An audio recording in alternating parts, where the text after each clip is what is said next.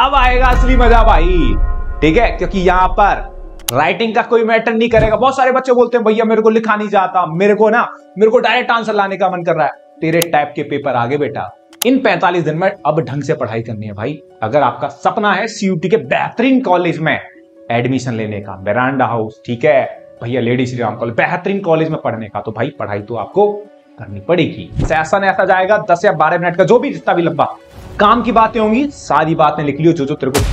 Hello मेरे प्यारे लड्डू और गुड्डी, सब कैसे हो? उम्मीद करता हूं सब एकदम बढ़िया होंगे। और हां, अभी भी आप मस्त तरीके से पढ़ाई के मजे ले रहे होंगे, क्योंकि पढ़ाई नहीं रुकने वाली भाई। एग्जाम्स हैं आपके आगे कंपटीशन वाले, वो भी आपको क्रैक करने हैं। बहुत सारे बच्चों ने जेईई मेन का फॉर्म भरा होगा, बहुत सारे बच्चों का जेईई मेन का टारगेट होगा, तो 1 अप्रैल से जेईई मेन भी स्टार्ट हो जाएगा, ठीक है ना। और 1 मई से आपके सीयूटी के एग्जाम्स भी स्टार्ट हो जाएंगे।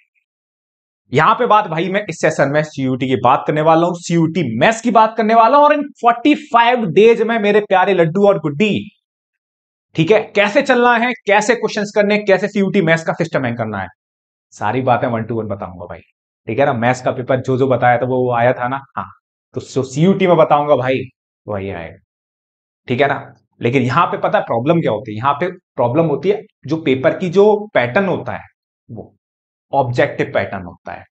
50 क्वेश्चंस होंगे आपके, ओवरऑल पूरा पेपर 250 नंबर का होगा। एक क्वेश्चन 5 नंबर का। एक क्वेश्चन अगर तूने एक क्वेश्चन चटका दिया तो 5 नंबर मिलेंगे, और एक क्वेश्चन में रह गया तो -1 काट लेगा। 1 to 1 जंग होने वाली है भाई, 1 to 1। अब आएगा असली मजा भाई। ठीक है, क्योंकि यहां पर राइटिंग का कोई मैटर नहीं करेगा। बहुत सारे बच्चे बोलते हैं भैया मेरे को लिखा नहीं जाता, मेरे को डायरेक्ट आंसर लाने का मन कर रहा है। तेरे टाइप के पेपर आगे बेटा, है ना। तेरे टाइप के पेपर स्टार्ट हो गए अब, है ना। जो तू बोलता था भैया राइटिंग में, भाई अब कर तू। जितना तू बोलता था कि भैया मेरे को लिखने का शौक नहीं, मैं सीधे आंसर निकालता हूं, हाँ भाई अब आए तेरे पेपर, ठीक है ना। हाँ, -1 की नेगेटिव मार्किंग है, गलत हो गया -1 जाएगा। तो एक्यूरेसी मेंटेन रख के चलनी है। एक्यूरेसी मेंटेन करेंगे, प्रैक्टिस से आएगी वो।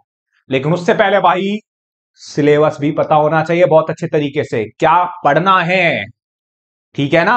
और उससे इंपॉर्टेंट बात होती है क्या नहीं पढ़ना। किसी में जंग में जाने से पहले पता तैयारी करनी पड़ती है बहुत तगड़े तरीके से, क्या काम करना है।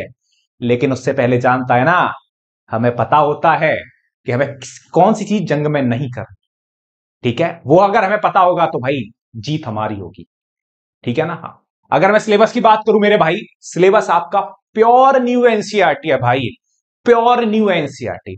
एक चैप्टर के लिए मैं बोलूंगा आईटीएफ, सेकंड चैप्टर जो है उसमें आप बस ओल्ड एनसीईआरटी लगा देना। बाकी आप बहुत अच्छे तरीके से न्यू एनसीईआरटी के जो कंसेप्ट हैं उन पे पकड़ बनाओ। जो नई एनसीईआरटी के कंसेप्ट है उन पे पकड़ बनाओ। अब कंसेप्ट पे पकड़ कैसे बनाओगे भैया? एनसीईआरटी में तो सारे सब्जेक्टिव सवाल है, तो कैसे करेंगे भाई? सुन, बिल्कुल 1 to 1 तेरे को बात बताने वाला हूं मैं, ठीक है। बात एकदम सेशन ऐसा जाएगा 10 या 12 मिनट का, जो भी जितना भी लंबा। काम की बातें होंगी, सारी बातें लिख लियो जो तेरे को काम की लगे, ठीक है। इन 45 दिन में अब ढंग से पढ़ाई करनी है भाई। अगर आपका सपना है सीयूटी के बेहतरीन कॉलेज में एडमिशन लेने का, मिरांडा हाउस, ठीक है भैया, लेडी श्री राम कॉलेज, बेहतरीन कॉलेज में पढ़ने का, तो भाई पढ़ाई तो आपको करनी पड़ेगी, ठीक है। हाँ, न्यू एनसीईआरटी फॉलो करनी है। अब न्यू एनसीईआरटी कैसे फॉलो करेंगे, देखो मैं आपको बताता हूं। नई एनसीईआरटी में जितने भी क्वेश्चंस हैं सारे सब्जेक्टिव है, तो वहां से तो आपकी प्रैक्टिस होगी नहीं, क्योंकि पेपर तो आपका कैसा होगा, ऑब्जेक्टिव होगा। मैं आपको एक काम देता हूं, ठीक है। काम यह है कि आपको पहला क्या काम करना, कोई भी स्टैंडर्ड बुक मत उठाना। अभी पहले मैं हमेशा बोलता हूं आप अपना बेसिक करो। बेसिक कहां से क्लियर होगा? आरडी शर्मा होती है ना सबके पास, सब्जेक्टिव आरडी शर्मा की बात कर रहा हूं। सब्जेक्टिव आरडी शर्मा के पीछे क्वेश्चंस होते हैं ना, हाँ, हर एक चैप्टर के पीछे 30 to 35 क्वेश्चंस मिल जाते हैं, डिफरेंट डिफरेंट वेराइटीज के। बिल्कुल, वो आपकी पूरी एनसीईआरटी को एक रिदम दे देंगे। सारे कंसेप्ट निकलवा लेंगे आपसे कि क्या आपने सीखा, क्योंकि 12th पढ़ के आए हो। और सीयूटी में अच्छी बात यह होती है कि खाली 12th का ही आता है सिलेबस, 11th का नहीं आता। जेईई मेन में 11th का ही पूछता भाई, और सिस्टम हैंग करके 12th का भी पूछता है। सीयूटी में तेरे को भाई मिल रही है रिलीफ, ठीक है। तो भाई सीयूटी में तेरे को 12th का मिलेगा। अब सुन मेरी बात, आरडी वो काम करेगा, पहला टारगेट क्या होगा, आरडी शर्मा के सारे ऑब्जेक्टिव सवाल करने हैं। सब्जेक्टिव अभी नहीं करने भाई, सब्जेक्टिव नहीं करना। आरडी शर्मा के सारे ऑब्जेक्टिव जो लास्ट में सवाल होते हैं वो करने हैं, ठीक है। हाँ, ये सारी चीजें बहुत अच्छे से करनी। उसके बाद बिल्कुल मेरे भाई, उसके बाद तू कोई अच्छी बुक ले सकता है जो बिल्कुल ओरिएंटेड हो सीयूईटी से भाई। ठीक है। हाँ, सीयूईटी का जो लेवल है, अब लेवल की बात बताओ ना, लेवल भी तो इंपॉर्टेंट होता है, आपको पता तो होना चाहिए कि पेपर का लेवल कैसा होने वाला हो। पेपर का लेवल ज्यादा टफ नहीं होगा, ये ध्यान रखिए। मैं बता रहा हूं ना, ज्यादा टफ का मतलब ये है कि जो क्वेश्चंस मिलेंगे वो एनसीईआरटी ओरिएंटेड होंगे। ठीक है, 50 क्वेश्चन 1 घंटे बहुत है भाई। पेपर का लेवल बहुत सारी जगह आपको ऐसे ही बताया जा सकता है कि पेपर का लेवल टफ होगा, जेईई मेन जैसा होगा, कतई नहीं होगा भाई, बिल्कुल नहीं होगा भाई, कोई मतलब नहीं है, ये बात ध्यान रखियो। मैं हमेशा बोलता हूं, कुछ भी करो आपको एकदम अच्छी जानकारी होनी चाहिए जो भी आप एग्जाम देने वाले हो।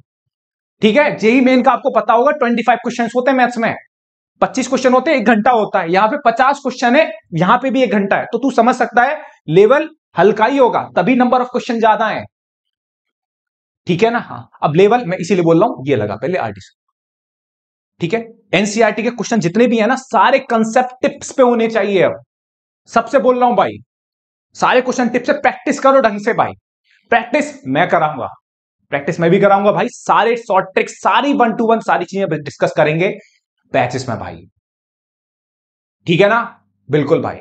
और डिस्क्रिप्शन में भाई न्यू चैनल बनाया है मैंने, तो मेरे भाई छोटे लड्डू गुड्डी उसको जरूर शेयर कर लेना भाई, काम का है भाई। नए पुराने चैनल में थोड़ी सी दिक्कत हो रही थी मेरे भाई, ठीक है ना। हाँ, बहुत दिक्कत होती है, चीजें मैं आपके साथ शेयर करूंगा धीमे धीमे, लेकिन भाई ठीक है, तो सीयूटी के लिए बिल्कुल मैंने अलग ही चैनल सेट कर दिया, उसे आप फॉलो कर लेना। ठीक है, दूसरी बात क्या करनी है, दूसरा देखो मैं आपके क्या लेके आने वाला हूं, आपके लिए बिल्कुल सारे ऑब्जेक्टिव क्वेश्चन की प्रैक्टिस और सारे शॉर्ट ट्रिक्स जो भी हो सकते हैं, ठीक है, उन सारी चीजों पे चर्चा करेंगे बहुत अच्छे तरीके से।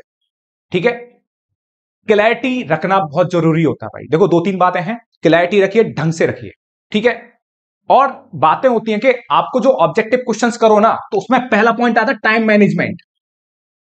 ठीक है, ऑब्जेक्टिव क्वेश्चन आपको ये सिखाएंगे कि आप टाइम मैनेजमेंट कैसा होता है, क्योंकि बहुत सारे बच्चे बोर्ड एग्जाम दे के आ रहे हैं, बहुत सारे बच्चों की प्रॉब्लम ये हो जाती है भैया पूरा पेपर नहीं कर पाए थे, तो बेटा टाइम मैनेजमेंट उस समय जब आपको बताते भैया हाँ ठीक है भैया कोई दिक्कत नहीं है, कोई पेपर ही दे लेंगे सीधे। टाइम मैनेजमेंट, बहुत सारे बच्चों के पेपर छूटा होगा ना, किसकी वजह से, टाइम मैनेजमेंट की वजह से भाई। तो अपना टाइम मैनेजमेंट अच्छा रखिए और देखिए कुछ कुछ किस कौन से क्वेश्चन को किस लेवल से लेके जाना है। और कुछ टाइम देखो, अभी मैं आपको बहुत सारी बात बता रहा हूं, ठीक है ना। हाँ, फिर आपको दूसरा मॉक टेस्ट भी लगा के चलने भाई। ठीक है, मॉक टेस्ट, मॉक टेस्ट आप बिल्कुल वीक के लास्ट में लगाओगे, संडे में बिल्कुल। ठीक है, जिससे जल्दी हमें अपनी गलतियां पता लग जाए भाई। ये नहीं कि पेपर से 2 दिन या 1 हफ्ते पहले पता लग रही है कि भैया कहां गलती हो रही है। आप हमेशा अपनी गलतियों से सीखिए। मैं हमेशा बोलता हूं भाई, अगर गलती हो रही है उनसे सीखिए, जो आपने लास्ट टाइम में जो बोर्ड के एग्जाम से अगर गलती हुई है आपसे, तो भाई उनसे जरूर सीखिए। और दूसरी सबसे इंपॉर्टेंट बात होती है दूसरों की गलतियों से सीखना मेरे भाई। ठीक है ना। हाँ, तो मॉक टेस्ट टाइम मैनेजमेंट आपको ध्यान रखना है कि किस क्वेश्चन पे आपको कितना टाइम देना है, वो आपको क्वेश्चन देख के पता लगेगा, और जब आप प्रैक्टिस करोगे तब आपको ऑटोमेटिक ये सारी बातें भाई पता लग जाएंगी। टाइम मैनेजमेंट रखना है, मॉक टेस्ट देना भाई ज्यादा से ज्यादा, अभी से स्टार्ट कर दीजिए, वीक के लास्ट में जो संडे हो तब देना। ठीक है ना, अच्छे से तैयारी करेंगे, अभी भी लड्डू गुड्डी ढंग से तैयारी कराऊंगा मैं इसकी, मैं आपको सीयूटी की टेंशन मत लेना, पढ़ाई करना भाई, अभी अभी तो बहुत जम के पढ़ाई करनी है, अभी आपको बहुत आगे करना है। ठीक है, जो भी रहेगा बेहतरीन रहेगा, अच्छे से करेंगे। और दूसरा भाई ये है कि चीजें पहले ही कंप्लीट करने की कोशिश करना। आपके पास 13 चैप्टर हैं पूरी ओवरऑल क्लास 12 मैथमेटिक्स में, ये नहीं कि लास्ट तक जाना है, कभी लास्ट तक मत जाना, क्योंकि भाई साहब रिवीजन बहुत जरूरी होता है, और आप समझ चुके होंगे अगर आप बोर्ड का एग्जाम आपका ठीक ठाक नहीं हुआ, रिवीजन बहुत मैंडेटरी होता है। ठीक है, हम कोशिश करेंगे 45 दिन के टारगेट में भाई, पूरे 1 महीने के अंदर 35 डेज में भाई पूरी क्लास 12 की मैथ्स 1 to 1 खत्म कर दें भाई, पूरे अच्छे से लगा दें भाई। उसके बाद 10 दिन ऐसे होने चाहिए मोक मोक मोक भाई, मोक दिए जा रहे हो भाई, एक एक दिन में 2-2 मोक लगा रहे हो, जो गलतियां आ रही हो उनसे सीख रहे हो, फिर उन्हें खत्म कर रहे हो, गलतियां ही लिखी खत्म कर, इस लेवल की तैयारी कर। ठीक है ना भाई, मेरा सपना है आपको ढंग से बहुत बड़े कॉलेज में आपको डीयू के भाई सीयूईटी है ना एडमिशन दिलाना। मेहनत करेंगे दोनों अभी भी भाई मिलके, सही है लड्डू गुड्डी, पढ़ाई करिए ढौंचक तरीके से, मस्त तरीके से कर सकते हो, करो भाई। ठीक है, मैंने हमेशा बोला है ना। हाँ भाई, लास्ट टाइम है जब मैं आपको बता रहा जिस दिन आपके एग्जाम, भाई साथ रहूंगा मैं आपके हमेशा। ठीक है, जब भी आप तैयारी कर रहे हो। ठीक है, और सीधी बात भाई, चैनल एक बार कर लेना, बनाया न्यू चैनल है, ढंग से पढ़ाई करेंगे मस्त तरीके से। ठीक है बेटा, ओके बेटा।